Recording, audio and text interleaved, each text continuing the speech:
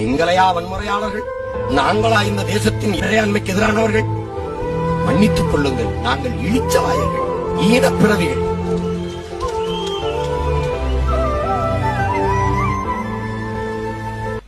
கொத்து கொத்தாக நச்சுக்குண்டுகளை வீசி பச்சிளம் குழந்தைகளுக்கு பால்குடி மறக்காத குழந்தைகள் மீது கொத்தனி குண்டுகளையும் கிளஸ்டர் பாம்புகளையும் விஷவாயுகளையும் வீசி தாக்கி அழித்த போது என் அக்கா தங்கையை அம்மனமாக நிறுத்தி பாலியல் வல்லுறவு செய்து படுகொலை செய்து கொண்டு வீழ்த்திய போது, என் மொத்த இனத்தையும் அழுத்தி நிறுத்திய போது கதறினோ, கத்தினோ, அழுதோ, மண்டியிட்டோ.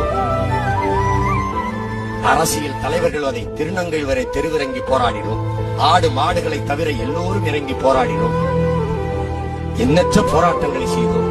மழையில் நனைந்தோம், மனித செங்கலிகளை நடத்தினோம், தீக்கு எங்கள் உடலை தின்ன கொடுத்தோம். என்னென்னவோ செய்தோமே என் உறவுகளே. என் உறவுகள், எங்கள் ரத்த சொந்தங்கள் அந்த மண்ணிலே செத்து விழுந்து கொண்டிருந்த போது இந்த மண்ணிலே சிங்கள மாணவர்கள் படித்துக் கொண்டுதானே இருந்தார்கள்.